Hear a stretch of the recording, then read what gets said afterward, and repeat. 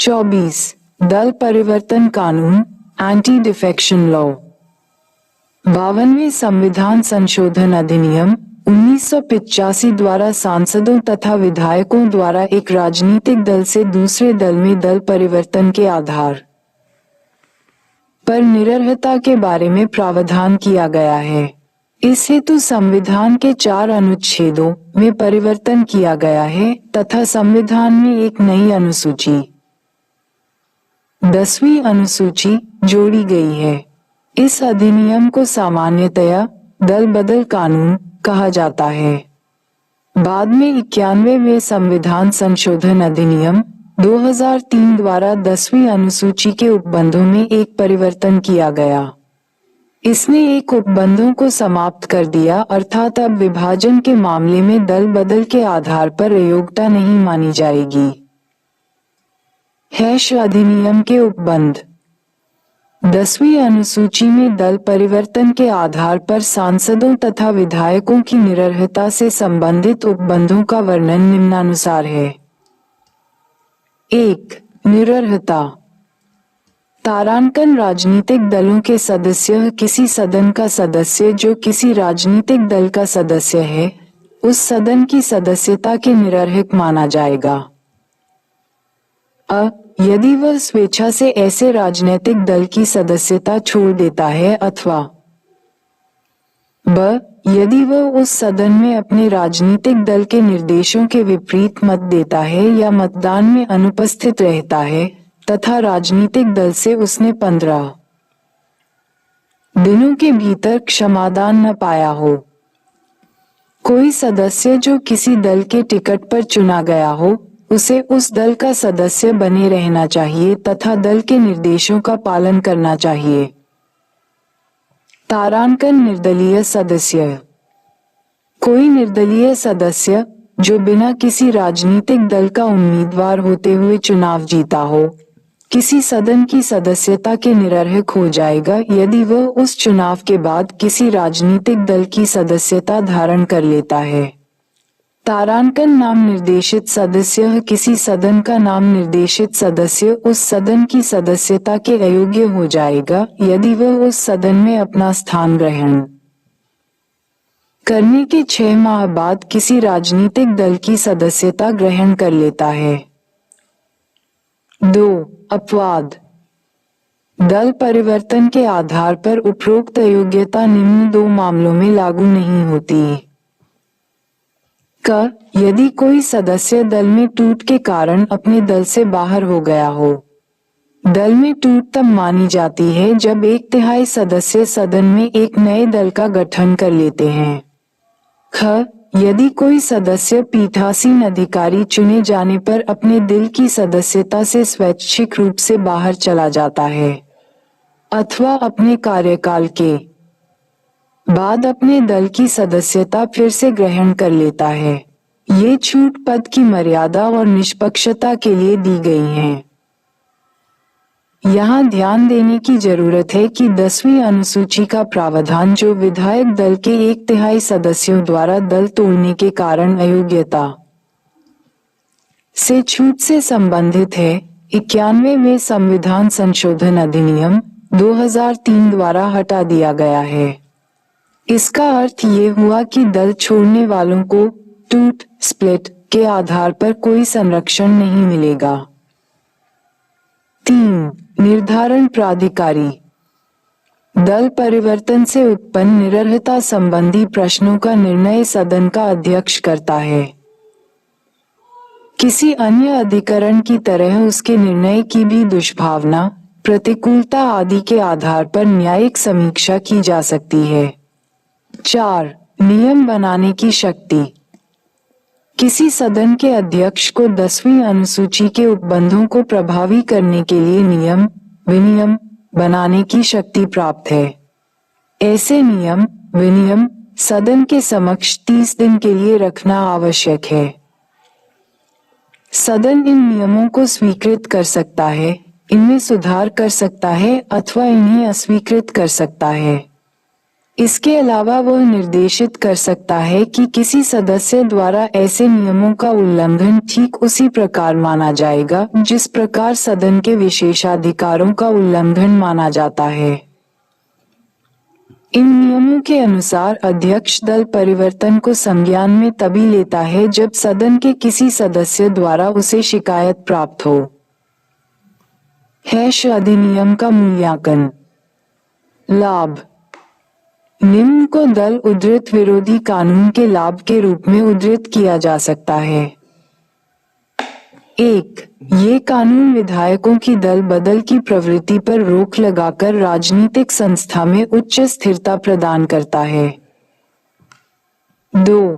ये राजनीतिक दलों को दूसरे दलों में शामिल होने अथवा किसी विद्यमान दल में टूट जैसे लोकतांत्रिक तरीके से विधायिका द्वारा पुनर्समूहन की सुविधा प्रदान करता है। 3. ये राजनीतिक स्तर पर भ्रष्टाचार को कम करता है तथा अनियमित निर्वाचनों पर अप्रगतिशील खर्च को कम करता है। 4. इसने विद्यमान राजनीतिक दलों को एक संवैधानिक पहचान दी है। तारांकन आलोचना। इसकी निम्न आधारों पर आलोचना की जा सकती है।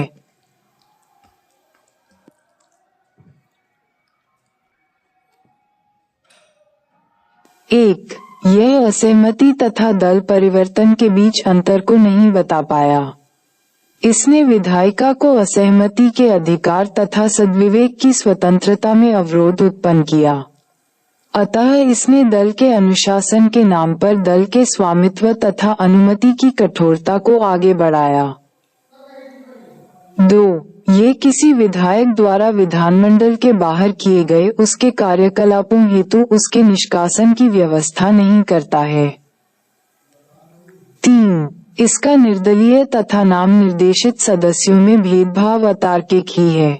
यदि पहला किसी दल में शामिल होता है तो वह निरहंक हो जाता है, जबकि दूसरे को इसकी अनुमति है। 91वां संशोधन अधिनियम 2003।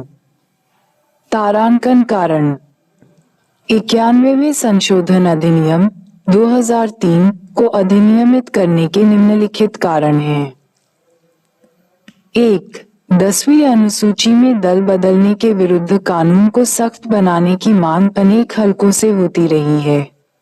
इसका आधार यह है कि इस कानून के प्रावधान दल बदल रोकने में प्रभावी सिद्ध नहीं हुई है। 10वीं सूची की भी इस आधार पर आलोचना की गई है कि यह बड़े पैमाने पर दल बदल को प्रोत्साहित करती है, जबकि व्यक्तिगत दल बदल का निषेध करती है।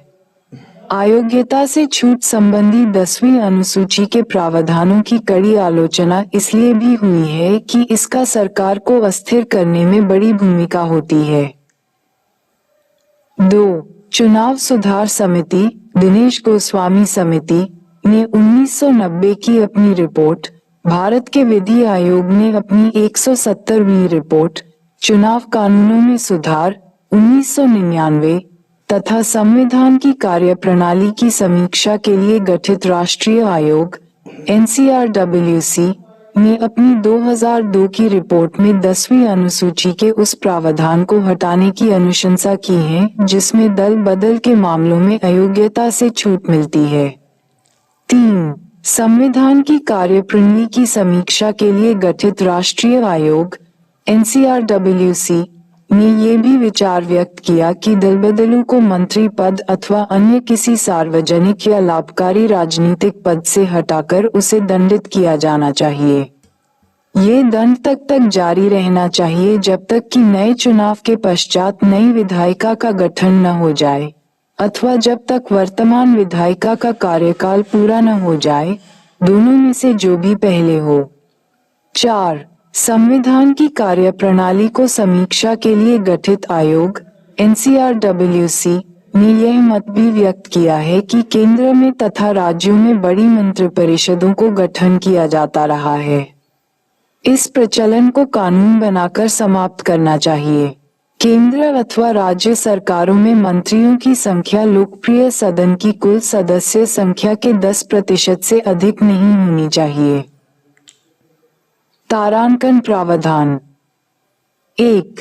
प्रधानमंत्री सहित संपूर्ण मंत्रिपरिषद का आकार लोकसभा की कुल सदस्य संख्या के 15% से अधिक नहीं होगा। अनुच्छेद 75। 2. संसद के किसी भी सदन का किसी भी राजनीतिक दल का ऐसा सदस्य जो दल परिवर्तन के आधार पर निरर्हक ठहराया गया है, वह किसी मंत्री पद को धारण करने के भी निरर्हक होगा। अनुच्छेद 75।